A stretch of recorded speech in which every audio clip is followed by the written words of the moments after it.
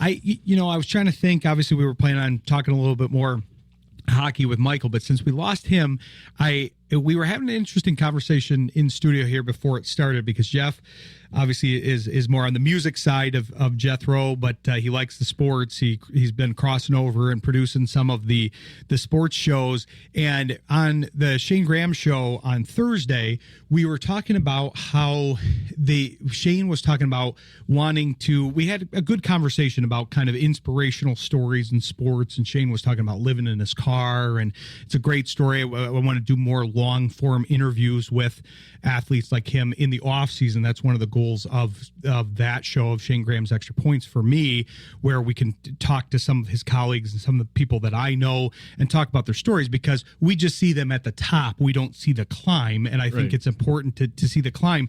But one of the things that he talked about was maybe wanting to take calls and talk to people about their stories and try to give them inspiration and give them advice.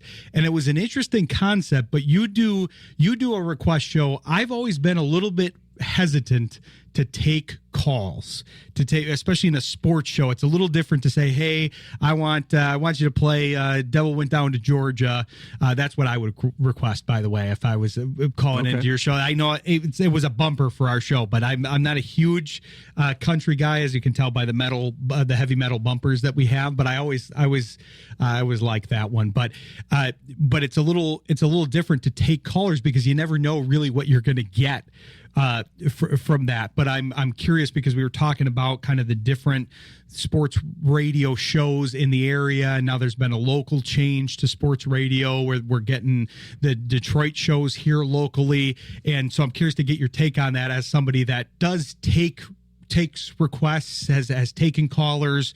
That kind of changes the show format here. We haven't ventured into that on either of my shows here so far. Yeah, I don't have a screen caller, so I don't put many calls on the air. I just take the requests off the air. But and there's just a reason why. Because it's very dangerous. And you've heard, if you listen to sports talk radio, you do hear guys that they should have screened, and there's other guys that are better than cutting off the phone calls and ending it. But no, I mean, I absolutely love it. I get great requests every single week. We seem to be getting more each week, and we've got our regulars that tune in every single week, and we get some fun requests. We get some different requests, but it is all requests Saturday night, and I can only think of, I know less than on my one hand of calls or songs that I haven't been able to play.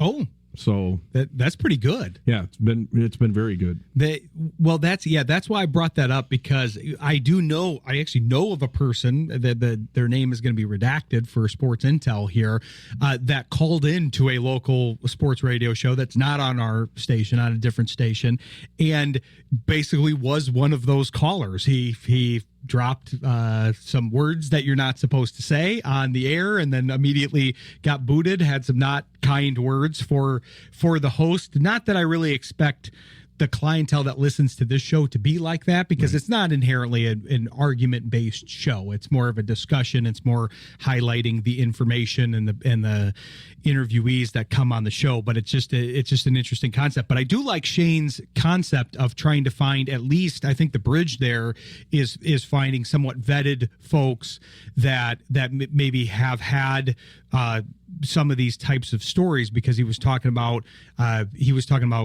Jake Bates coming from, absolutely, he was a brick salesman. Mm-hmm. He said bricklayer, and then he was calling himself out. The fact that he remembered that he was a brick salesman is amazing to me, because he knows these guys well, and he's worked with both of the kickers for the Lions. He's worked with Bates and Fox, the punter. But it would be interesting to get their stories, because you don't really understand where these guys come from. You just see them at the top. Oh, they're getting paid X amount of dollars. Oh, they're on top of the world. But many of them share some type of story like that, because they weren't just born on third base, most of them, and then all of a sudden, hey, I'm a kicker in the NFL. Especially these kickers, they all have crazy stories. Yeah, a brick salesman, and then we heard of him just because of the XFL. Right, he kicked a 63-yarder in the XFL, And that's really what got his name circulating around social media, because he hit it at Ford Field as well. So, yeah, Jake Bates would be a great start to start there and listen to more of his story. I want to start with a lot of the kickers because that's where a lot of Shane's connections are. And it's not because he's very good outside of that kicking box. I don't want to necessarily keep him in that box, but he's also basically one of the foremost pundits on kicking. You don't see a lot of guys. You got Jay Feely that's on some of the broadcasts, but you don't see a lot of guys like Shane that have the level of knowledge that he is. He's literally teaching young kickers and flying all over the country. That's why sometimes he phones in.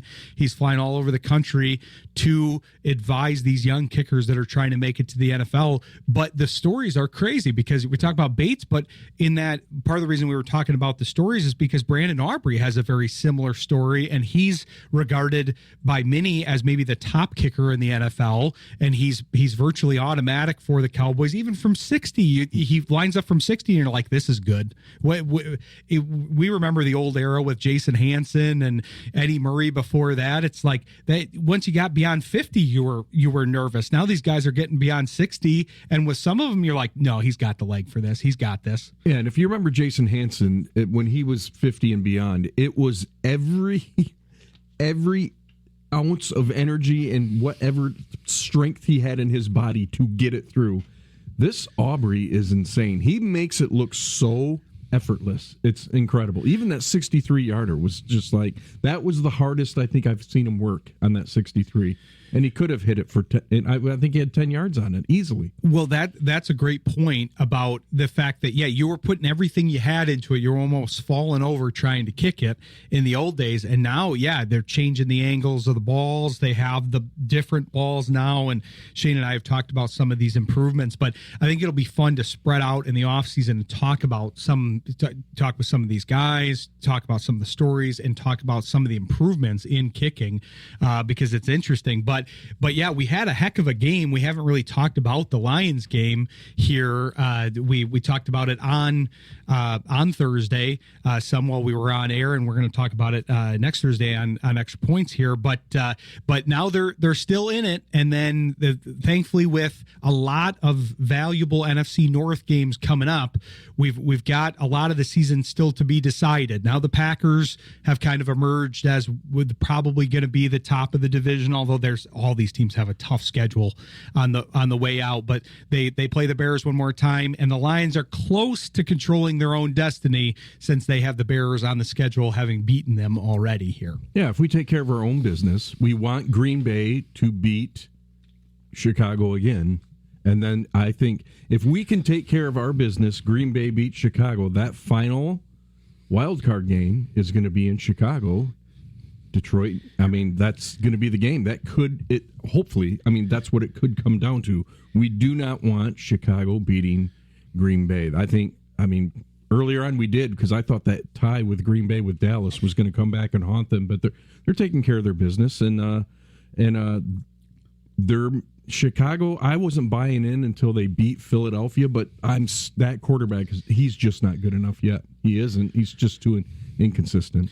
It's tough to talk about Chicago to a degree because there's a lot of people that have strong opinions and they're somewhat emotional about Ben Johnson. And I don't have any emotional attachment to him. He was a great coordinator while he was here. He arguably stayed a year longer than he could and should have. I kind of thought he would take that Washington job, that they've had imbalanced years here between Jaden Daniels' first year and his second year with all the injuries that they had on the team. But I thought him with Jaden Daniels would have looked pretty good. He instead opted to wait a year, went with the first overall pick in that draft in Caleb Williams. But it's an odd pairing, those two. I think people were looking at them as, hey, you're getting a more mobile version of what could be a Jared Goff style quarterback. But there's a reason Jared Goff is Jared Goff, and I think he gets underrated for his ability to read the field and go through the progressions. We had Eric Kramer on the show. You remember Eric from his days with the Lions. Yep. We had him on the show earlier in the year, and we're going to have him back on to do some Bears-Lions analysis because he was very vocal. He's a very mild-mannered guy, especially with everything he's gone through post-career. And that's the most worked up I've ever heard him when he was talking about Caleb Williams, because he feels the same way. And this is a guy that played for both franchises and has watched Caleb through his whole career, because he still has the yardage record for the Bears. So Caleb could take that record this year, but he's been watching them more than anybody else here. Yeah, if you watch a lot of the Bears or follow the Bears, the game is still too fast for him. It's way too fast. He still thinks he can do things that he could do in college.